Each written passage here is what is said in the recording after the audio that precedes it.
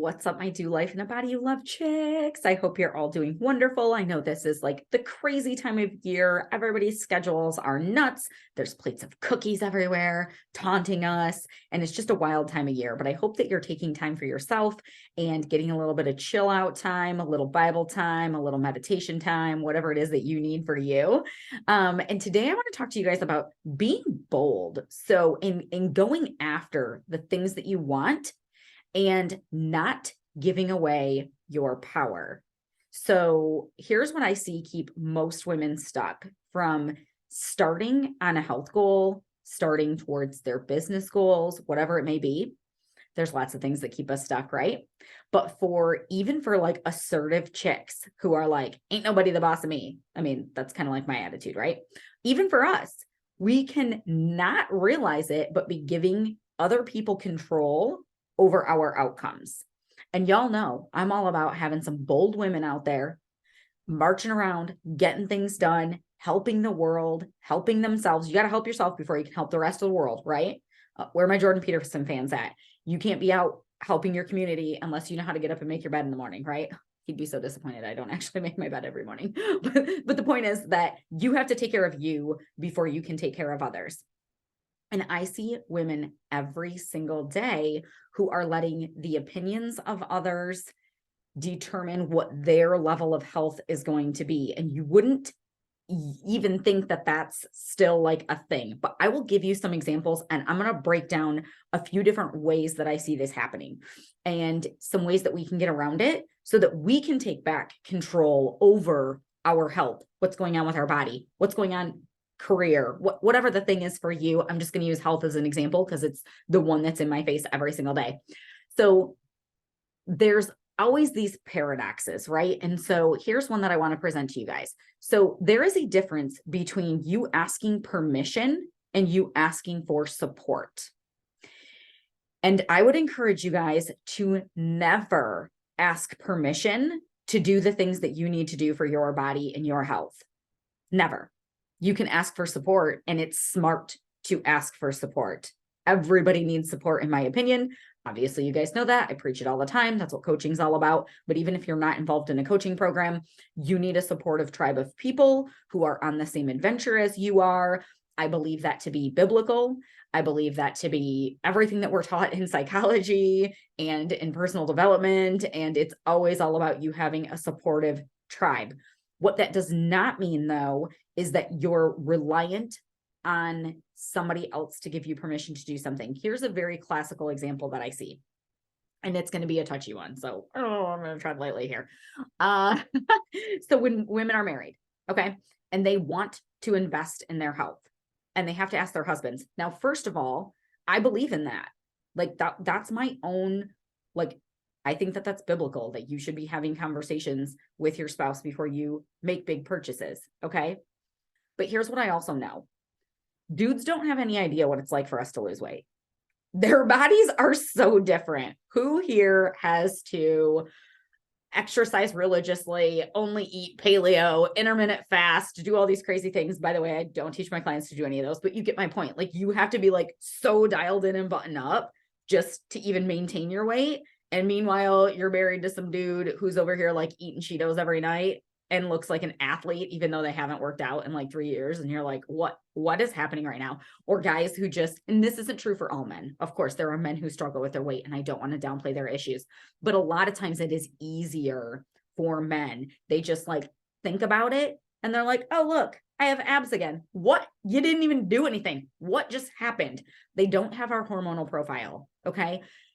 And I'm not trying to say that like weight loss isn't possible for women. It's totally possible for women. We need a different approach.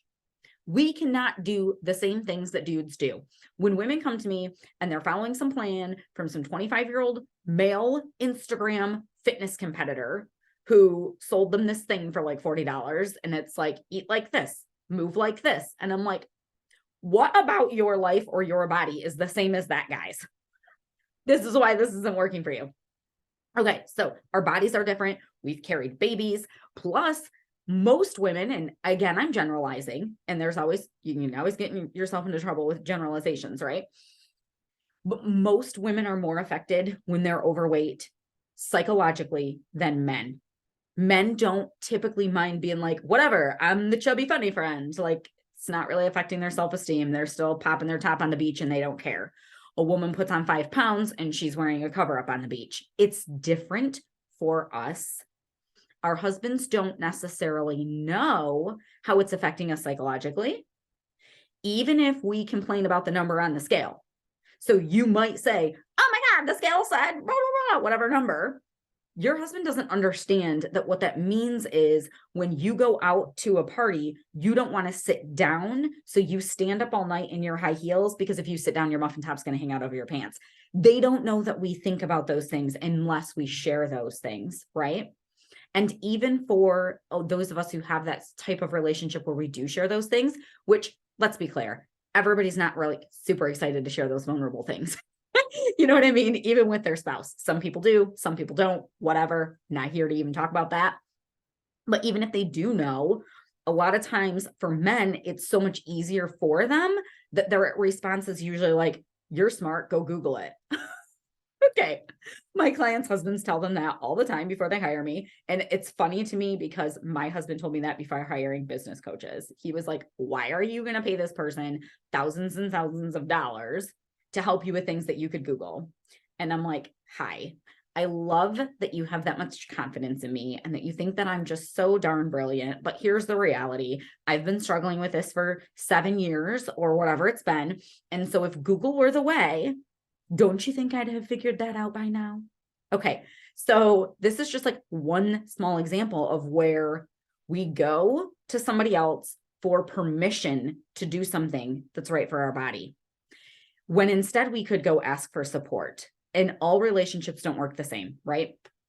But here's the deal. I will literally approach my husband and be like, okay, so I would really like your support on this, but here's what I need to do for me. I know what my body needs. Nobody else knows what's going on in my head.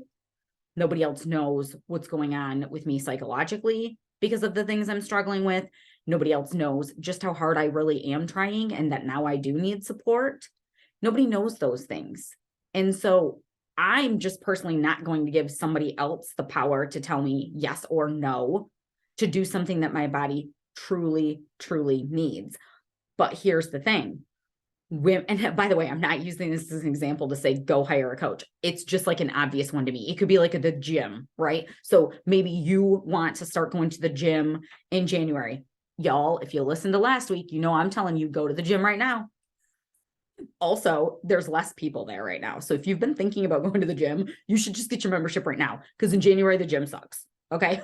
Plus all the things we talked about last week. But nonetheless, let's say you want to go to the gym and your husband's like, well, you already bought a treadmill that you don't use. So like, no, why are you going to go to the gym? Well, you may have a million reasons why going to the gym is a better plan for you. But if we just shut down and say, oh, okay, you're right. Now, I'm not saying that you just like should never value the opinion of your spouse. I don't believe that. I think everything should be talked out and both parties should agree, but that it's also our job to like explain why we need the things that we need and be like, I'm really not asking for your permission. I'm asking for your support. How can we figure this out and make this happen? Because this is very important to me. Okay. Now, before we can get there, before we can get bold enough to have those types of conversations with honesty and integrity to what we need and all of that, we actually have to value ourselves enough to fight for ourselves. Right. And so I usually tell my clients, I'm like, what would you want for your adult child or your best friend? So if my clients are, let's say they're making excuses about their calendar, they need to do X, Y, and Z. And so they don't have time to meal prep or go to the gym. And I'm like, okay, so what you're telling me is that X, Y, and Z that are on your calendar are more important than your body. The only body that the good Lord gave you to walk around this planet on, and you're stuck in it. You don't get an upgrade, okay? You're stuck in this thing. That's it. These aren't houses. We don't get to level up. You're in the one you got, so you better be good to it, right? And what you're telling me is that getting your kids to X, Y, and Z activities is more important than you being able to like cook dinner for 20 minutes or like whatever the thing is, right?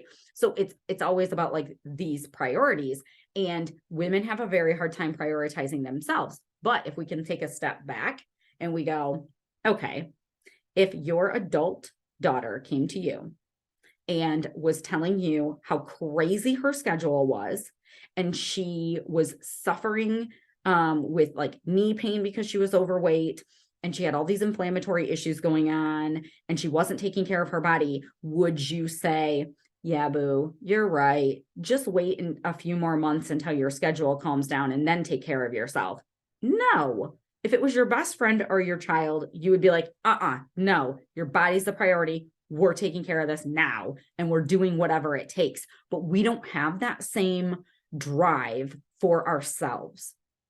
And so we have to like take a step back and think about things and put them in perspective. Taking care of ourselves isn't selfish. If you're going to take good care of other people, you literally have to take care of yourself, or those people are going to end up taking care of you. That's how it goes, guys. It's really easy to forget that when we're super busy. It's even easy for me to forget that when I'm super busy, and I've worked ICU and ER for decades.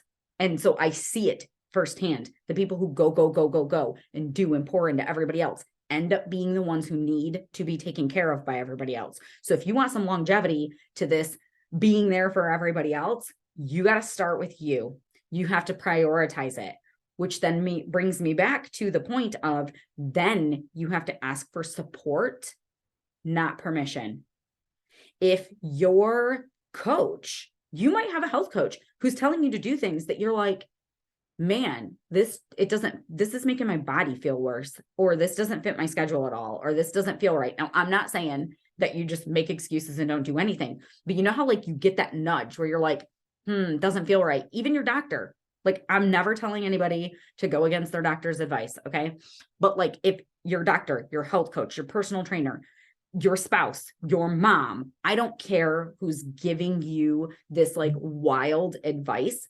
If it doesn't feel right, you know what you need.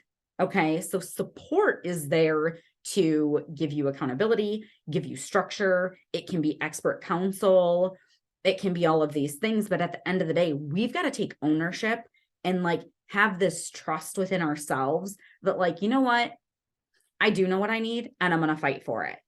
And if that's, I need to have a conversation with the person who is guiding me, or I need to have a conversation with my spouse. It could be that you need to have tough conversations with kids who need to be stepping up and helping you at home, or they quit complaining about the meals that you're cooking that are healthy, or like there's so many things that go into us being healthy. It's all of these little tiny things where like day after day, things start to kind of beat you down. And so I want to encourage you to like, look at what are the things that are holding you back.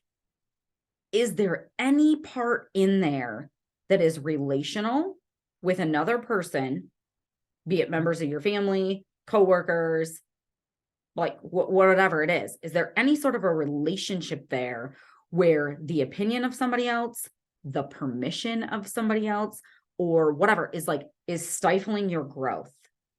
And then if you can identify something like that, what's a great way that you can go about trying to change that? I'm not saying just while out and tell everybody to piss off and like, don't get all crazy, right? Don't get all crazy. We need to maintain our relationships, but really looking at like, how are the people in our world affecting us? Because if you step back, if you can find evidence of this in your life, and maybe some of you can't, and that's great. Good. You do you.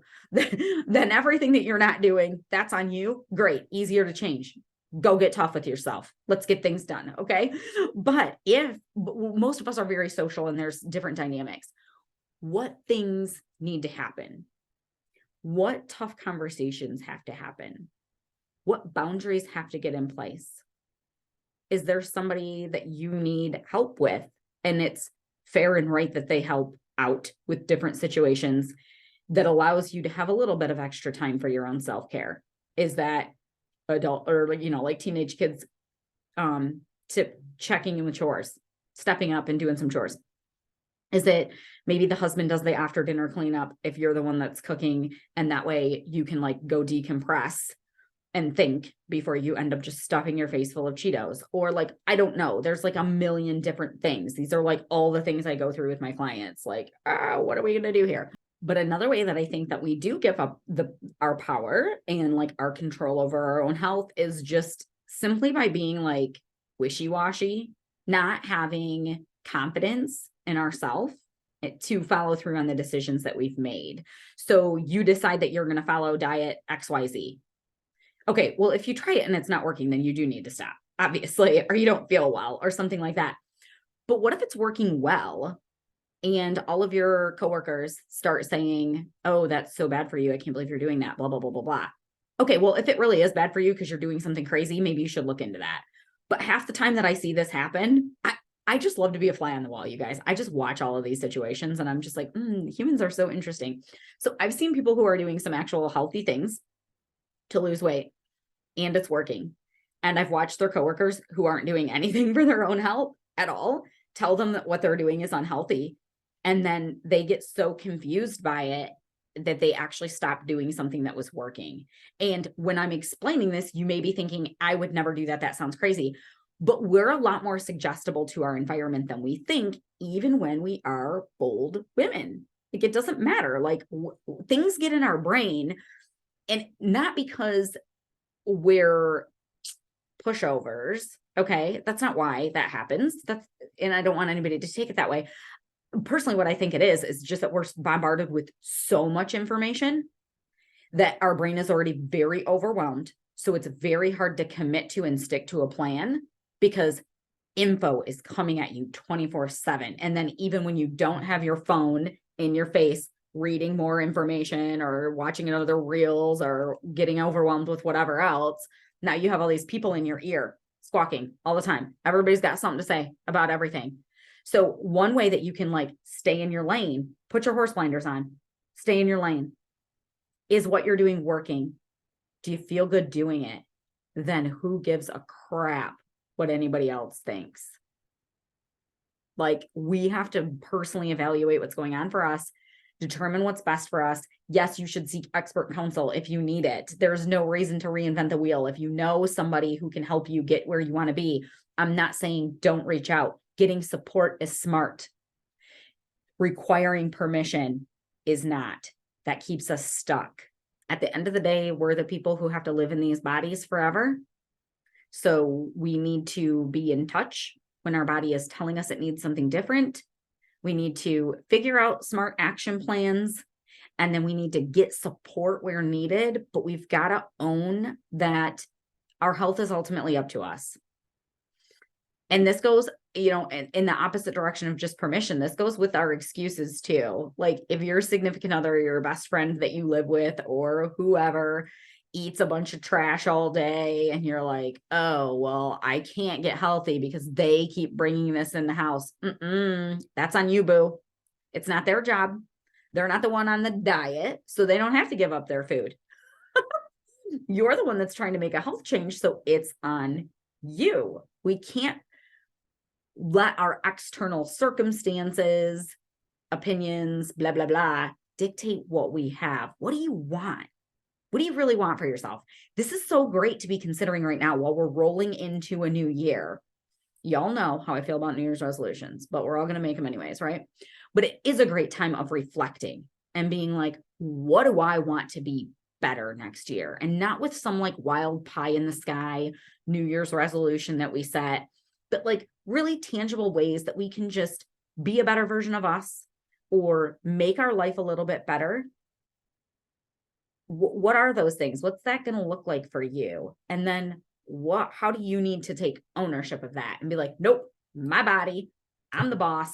I'm also the one responsible. So I need to get things done. Extreme ownership. If you guys like that topic, by the way, I love Jocko Williams. If you ladies like aggressive people, he's pretty darn aggressive, very like military or whatever, but he has this audiobook, Extreme Ownership. It's phenomenal. I think everybody should listen to it. It's really about leadership. And how everything that happens is basically your fault if you're the leader. And so don't be passing the buck down, right? We need to lead from a place of like ownership. But I feel like that's how we need to be as women with our lives. Like, we have to own where we're at. We have to own where our health's at. Your level of health is not actually your doctor's fault. Like you see your doctor for 20 minutes a year, maybe, or something like that. But you're the one living life in your body every single day. And so it's on us, right? You can hire a personal trainer. I highly recommend that you do. It's particularly somebody who's going to make you lift really heavy weights. Go for it. But again, that person's not actually responsible for your results. They are to give you guidance, and hopefully you hire somebody who's smart. That's their job, to be a smart resource for you and give you guidance and support. But ultimately, you're the one who has to do the things. I give my clients structures and methods that will work for their life and their metabolism, but I don't go to their house and smack cookies out of their hand, because some of them don't live close enough to me. And I feel like that would just get a little bit out of hand. Although it does kind of sound fun. But you guys get where I'm going with this, right? Get support, but own your results, and don't let anybody else tell you what you do get to do for your body, what you don't get to do for your body. You're the one living in this thing. So you need to rally for what your needs are. Go to bat for yourself. Go to bat for yourself and what your needs are, just like you would your best friend, just like you would one of your kids, because ultimately how you're going to be able to help all those people that you love in your life comes down to how well you are taking care of yourself, mentally, physically, all the things. So that's the end of my rant. Thanks for coming to my TED Talk today, and I will see you guys next week. Oh, and reach out. Let me know. How does this one set with you? Did I ruffle some feathers? If I did, it was all said in love. Y'all know that. But I'm curious how this one sits with you. So reach out, let me know, and I'll see you next week.